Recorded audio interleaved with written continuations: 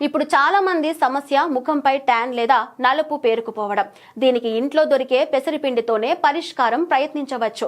ముఖంపై పేరుకున్న నలుపుదనం పోవాలంటే 3 చెంచాల పెసరపిండి తీసుకోవాలి.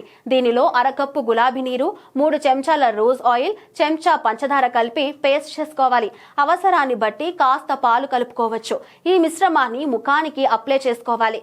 పావు గంట అయ్యాక నీళ్లతో చేతులు తడుపుకుంటూ మృదువుగా రుద్దాలి. ఇలా కనీసం వారంలో 1-2 సార్లు చేస్తే మీ సమస్య దూరమవుతుంది. కొందరి ముఖం ఇట్టే జిడ్డు కారుతూ ఉంటుంది. ఇలాంటి వారు పెసరపిండి, తేనె, పెరుగు కలిపి ముఖానికి రాసుకోవాలి. ఇలా చేస్తూ ఉంటే సమస్య అదుపులోకి వస్తుంది. చర్మంపై నలుపుదనం క్రమంగా తగ్గుతూ ఉంటుంది. 4 చెంచాల పెసరపిండిలో గుప్పెడు గులాబీ రేఖలు, కొద్దిగా పాలు వేసి పేస్ట్ చేసుకోవాలి. దీనికి కాస్త బాత్ సాల్ట్ చేర్చుకోవాలి.